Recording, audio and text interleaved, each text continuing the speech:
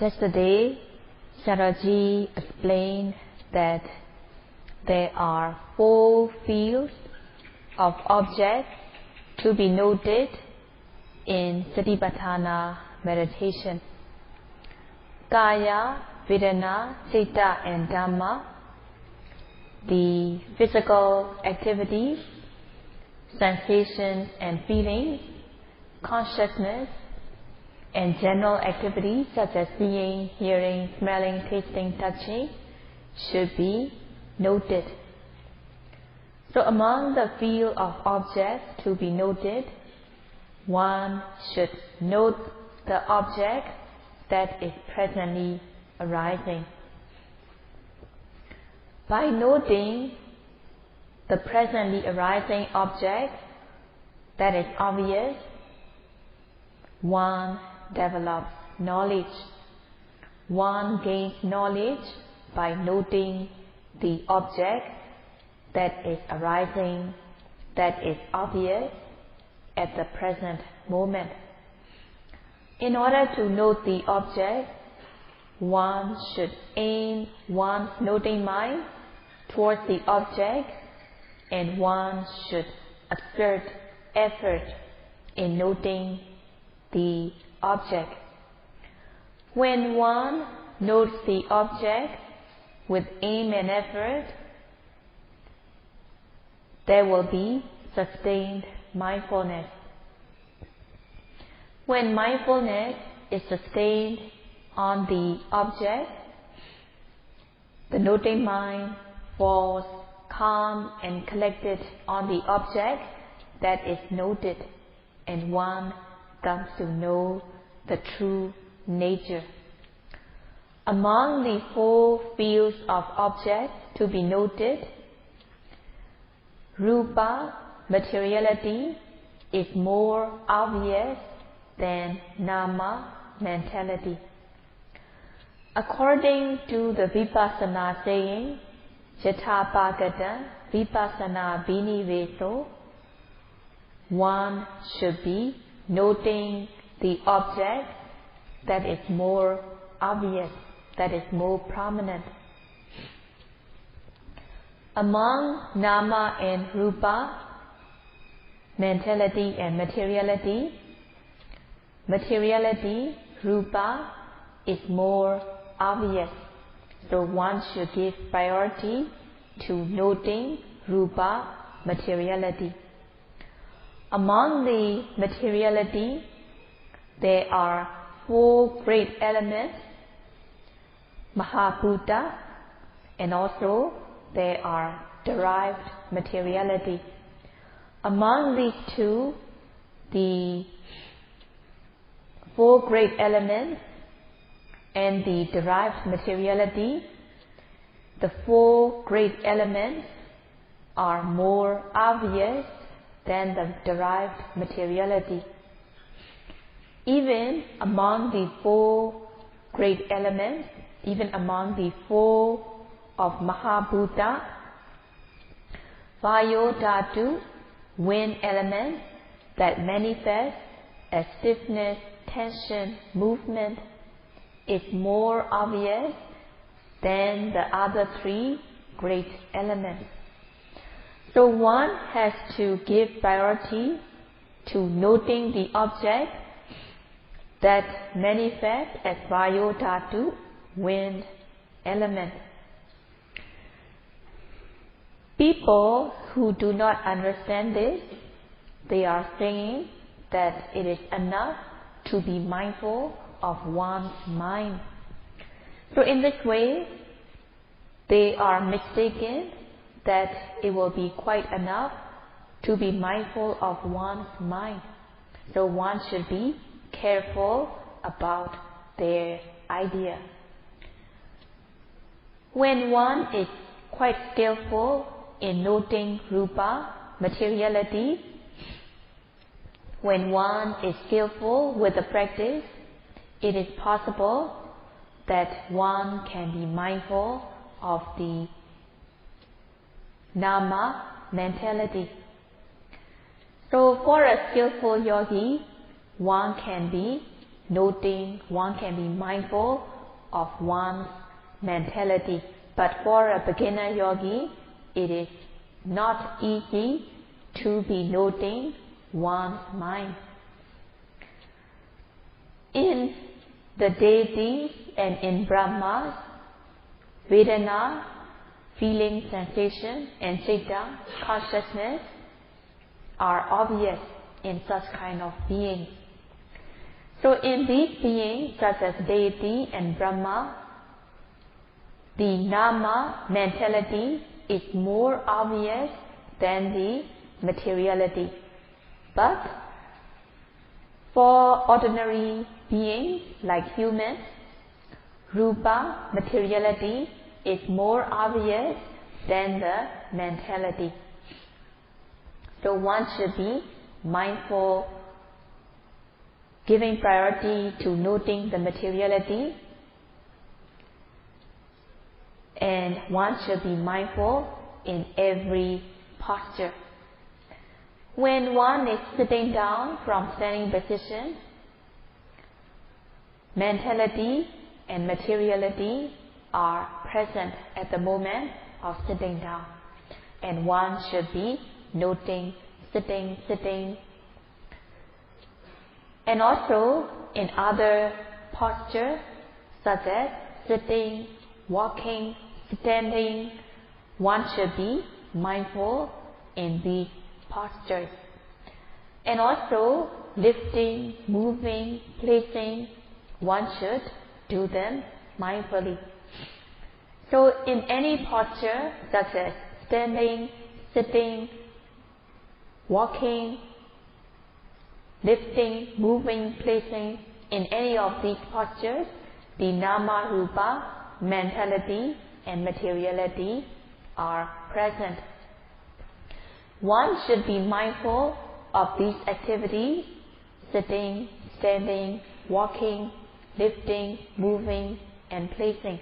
So every activity must be done mindfully. When one becomes skillful in the practice, one comes to understand that the series of intention to sit down is the cause, and because of their series of intention to sit down, the actual sitting down takes place. By being mindful at the moment of sitting down, one comes to discern mind and matter. As one continues to practice, one also comes to understand that the series of intention to sit down is the cause, and the actual sitting down, the body becomes heavier, stiff, and tense. The actual sitting down is materiality, which is the effect. In this way, by being mindful, one also comes to understand the relation of cause and effect. In order to understand that, one should be mindful at the present moment. One should be mindful at the moment of sitting down. And when one notes the object, there should be the mental factors, there should be all the mental factors that should be present in the noting. When noting the object, one should aim one's noting mind towards the object. One should aim and direct one's noting mind towards the object. Aiming, directing is one of the jhanic factors. And by aiming the noting mind towards the object, the noting mind will be face to face or direct with the object.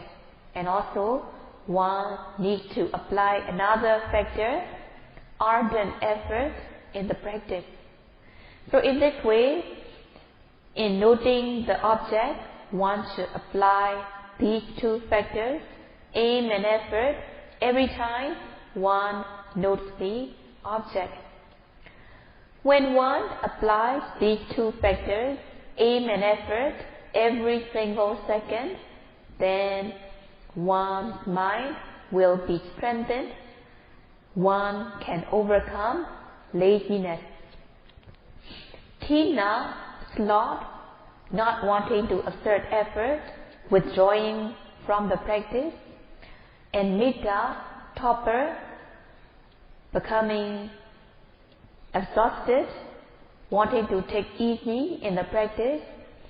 Such Tina, Mita, sloth and torpor, laziness, will not arise when one knows the object with aim and effort. When there is laziness, Tina, Mita, sloth and torpor, the mind will be contracted, and thus the mind will not be fresh. When one applies Vitakka, aiming the noting mind towards the object, the mind will not be contracted, but the mind will be open, blossom, fresh and alert. Applying Viriya, effort can overwhelm laziness. Having effort present, laziness cannot arise. When laziness arises, the person does not want to practice, the person does not want to do wholesome deeds, and thus the person wants to withdraw, having laziness. Having laziness, his or her action is disgusting, and also the person who has laziness will be criticized, cursed by others as a lazy being. Laziness is called kosaja in Pali because laziness can cause the person to be criticized, to be blamed by others as a lazy person, and thus the person is called kusita, and laziness is called kosaja. Having laziness, the person's action will become disgusting, and thus the person is called kusita, as the person is being blamed by others as a lazy person. So in order to avoid kosaja, laziness, one should exert ardent effort in the practice. At the beginning of the practice, there can be laziness. The mind can become constricted with laziness. In order to keep the mind fresh, blossom and open, one should apply the opposite force of laziness. The opposite force of laziness is vitakka, aiming, directing the noting mind towards the object. And also, in order to drive out laziness, one needs to apply the factor that is overwhelming laziness. The mental factor that overwhelms laziness is effort. So by applying these two factors, vitakka, which is the opposite force, and effort, which is the overwhelming force, by applying these two factors continuously, tina mita, sloth and torpor, will be repelled. That's why yogis are encouraged to note the object, to note every arising object with aim and effort. At the moment of sitting down from standing position, one should focus one's mind to sitting, and one should exert effort to note it. And in this way, by being mindful, sitting, one comes to discern mind and matter, cause and effect, and so on. By being mindful, the defilements cannot arise, When the mind is free from defilement, the mind becomes pure and one can develop knowledge. Being mindful of the object, the defilement cannot arise. One develops knowledge. By developing knowledge, the nature or the truth, Dukkha Sacca, the origin of suffering, Samudaya Sacca, the origin of suffering, will become obvious.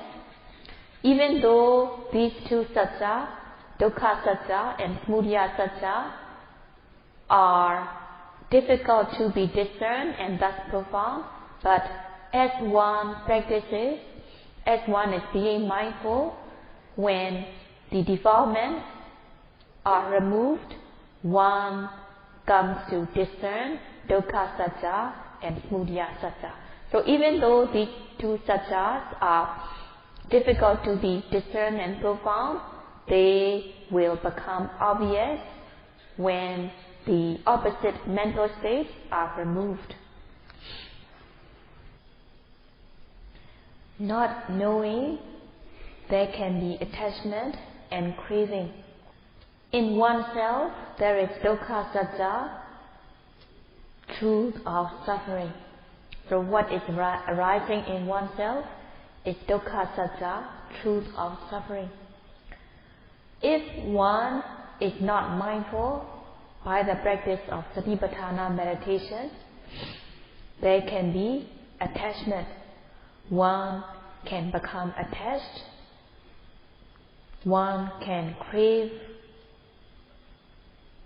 And if the craving gets bigger in degree, then there can be clinging, and one can no longer part with these objects. When there is clinging, one does not want to let go of these objects. By developing knowledge, the attachment, craving can be removed. If one is not being mindful on the Dukkha Sacca, the truth of suffering, then there is attachment, craving.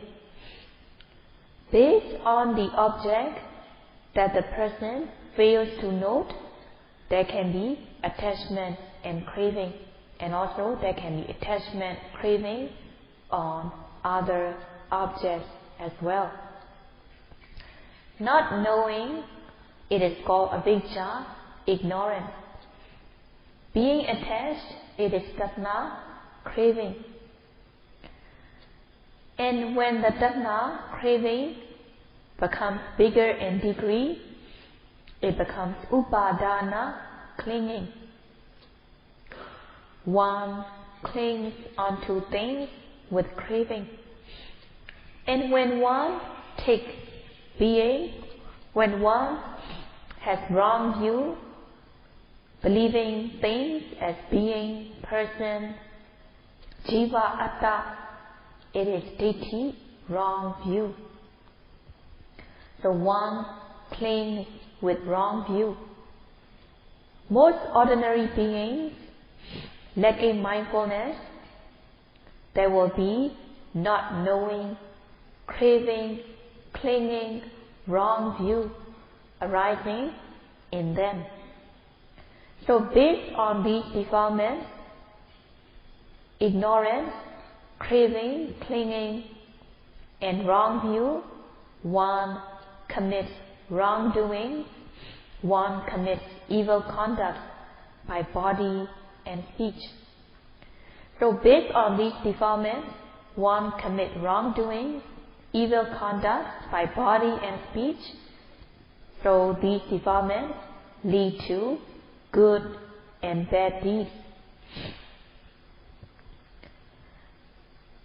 If the person has good intentions, the person may perform wholesome deeds such as dana and sila.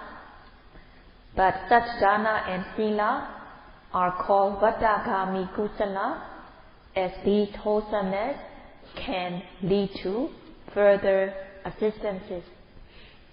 And when one commits wrongdoing, unwholesome deeds, such unwholesome deeds also lead to further assistances. So in this way, good and bad deeds are performed based on one's ignorance, craving, clinging, and wrong view. Ordinary form of wholesomeness and unwholesome deeds are performed based on these defilements.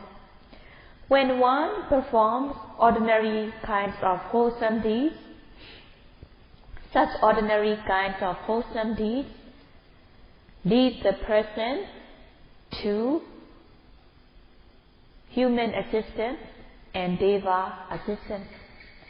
By practicing jhana absorption, the jhana leads the person to Brahma assistance. So in this way, having defilement, one commits ordinary wholesome deeds, unwholesome deeds, which are called karma, and due to these deeds, there will be vipaka, the result of being born in further assistances. So in this way, kilesavata, round of defilement, leading to kamavata, round of deeds, and due to kamavata, round of deeds, there will be more resultant. There will be vipakavata, round of resultant. So in this way, having avijja, taṇṭa and upadana, ignorance, craving and clinging, there is kilesavata, round of defilement.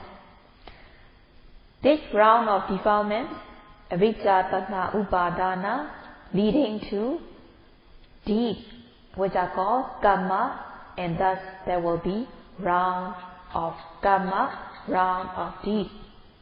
Performing good and bad deeds, this kamavata, round of deeds, leads to resultant, vipakavata, round of resultant. So having avijja, taṇṭa and upadana, the three rounds will continue to rotate. Having avijja, taṇṭa and upadana, ignorance, craving and clinging, one commits good deeds, bad deeds. Committing good deeds and bad deeds, further assistances will take place. In this way, the three rounds will keep on rotating. If one does not know correctly, there will be attachment, craving. Having attachment, craving, these three rounds will keep on rotating. Discerning, developing knowledge, discerning the truth, these rounds can also be stopped. Knowing correctly, there will not be craving. When craving is removed, the three rounds will also come to a stop. One should discern correctly, knowing suffering as suffering. Knowing suffering as suffering, it is not enough. There should also be other mental factors, other mental strength present. Understanding suffering as suffering, in order to understand Dukkha Sacca, one should practice, one should be mindful of the object at the moment of their arising. One should note the object with aim and effort. One should aim one's noting mind towards the object, and one should assert ardent effort Aiming one's noting mind towards the object, the noting mind will be face to face or direct with the object. Exerting effort in the practice, the noting mind reaches the object of meditation. When the noting mind hits the target, the object of meditation, the noting mind rubs onto the object. Rubbing the noting mind onto the object, it is vichara. So when sitting down from standing position, when one is mindful, noting sitting, at times the noting mind falls on nama, mentality.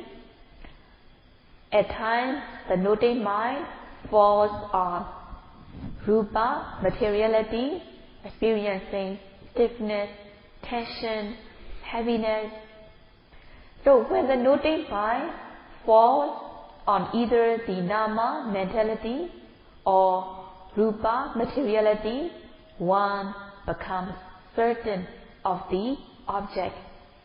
When one is certain with the object, when the noting mind rubs onto the object, uncertainty and doubt cannot arise. In this way, noting effectively, when the noting mind rubs onto the object, one will be free from uncertainty and doubt, and one will come to decision what it is that one is noting. So in this way, noting effectively, one is free from uncertainty and doubt. In order to be free from uncertainty and doubt, vitakka and vichara plays the important role. When one noting mind sticks onto the object, sati, mindfulness, will be sustained on the object. Mindfulness will be firmly established on the object. When the noting mind is sustained on the object, the mind falls calm and collected. When the mind falls calm and collected, samadhi, concentration, develops. It is said that samahito yatha buddha bhajanati, meaning when the mind is concentrated, when the person has concentrated mind, the person comes to know the true nature, the person comes to know the object in the way it really is. When the noting mind falls on nama, mentality, one comes to know the true nature of mentality. When the noting mind falls on rupa, materiality, the person comes to know the nature such as stiffness, tension, heaviness, which are the nature of materiality. When the noting mind is direct or face to face with the object, samma sankappa, right application, is present. When right application, samma sankappa, is present, samma ditti, right view, will also arise. So in this way, when one is noting the object, when the defilements are removed, one comes to discern dukkha sajja, the truth of suffering. In order to discern, one should have the mental strength, mental factor in the noting. In keeping the mind controlled, calm, and collected, there are two kinds of jhana. Samatha jhana, the tranquility absorption, mundane absorption, and vipassana jhana. Practicing samatha, practicing tranquility practice, concentration practice, one gains samatha jhana. In the practice of vipassana jhana, one has to note the presently arising object with aim and effort. Sociology gives an example of throwing two pieces of cloth together. When throwing two pieces of cloth together, one uses needle and thread. The needle has to pierce into the two pieces of cloth, and the thread follows the needle. So when the needle pierces into the two cloths and the thread follows,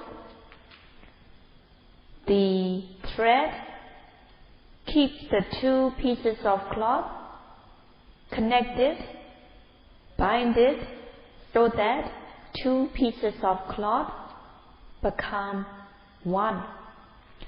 So this is compared to Vitakka and Vichara.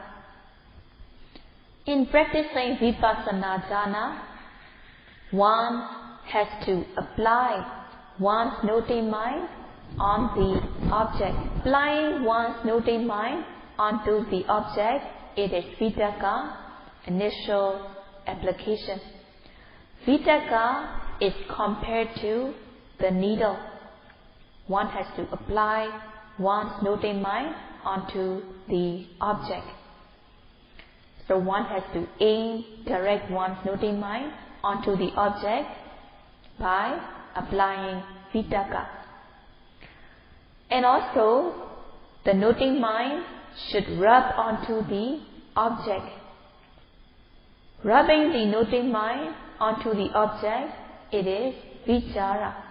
And this Vichara is compared to the thread in the example. So when sewing two pieces of cloth together, the needle has to pierce into the cloth and the thread has to follow, and the thread connects the two pieces of cloth together, binding, stitching the two pieces of cloth together so that the two pieces of cloth become one. In the same way, one has to aim one's noting mind towards the object, just like piercing the needle into the two pieces of cloth. And one's noting mind should rub onto the object, just like the thread binding, stitching two pieces of cloth together. In this way, in order that the noting should be effective, one should aim one's noting mind towards the object, which is Vitakka. The noting mind should hit the target, the object of meditation, and Vichara will keep the mind rubbed onto the object so that one becomes certain of the object. One should aim one's noting mind towards the object so that the noting mind is direct with the object, and one should aim the noting mind every time one notes the object. When the noting mind pierces onto the object, the noting will be effective and mindfulness will develop. When mindfulness develops, one can discern Dukkha Sacca, the truth of suffering. When the noting mind falls on Rupa, one discerns Rupa, materiality. When one's noting mind falls on Nama, one discerns Nama, mentality. So when there is Samadhi, concentration, one comes to know the true nature. So when there is Sati and Samadhi, mindfulness and concentration, even though Dukkha Sacca, the truth of suffering, is difficult to be discerned and thus profound. When sati and samadhi, mindfulness and concentration is developed, dukkha satya will become very obvious. It will become rupagata, very obvious, when the yogi develops sati and samadhi. So, let us find the cause why dukkha satya, that is difficult to be discerned and thus profound, becomes very obvious. The cause is patipakha vidamanena, when one destroys and removes the opposite state. Dukkha satya, the truth of suffering, will become very obvious. So in order to discern dukkha satya, in order that the dukkha satya will become very obvious to the yogi should destroy, remove the opposite mental states. Having viriya, effort, one can dispel laziness. Having vitakka present, tinamita cannot arise. Having vitakka, micca vitakka, wrongful thoughts, will not arise when one's noting mind is aimed towards the object. Having vichara,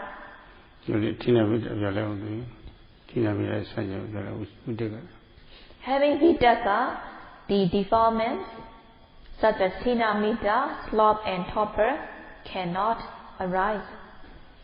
Having vichara, the skeptical doubt, vijikicca, will be removed.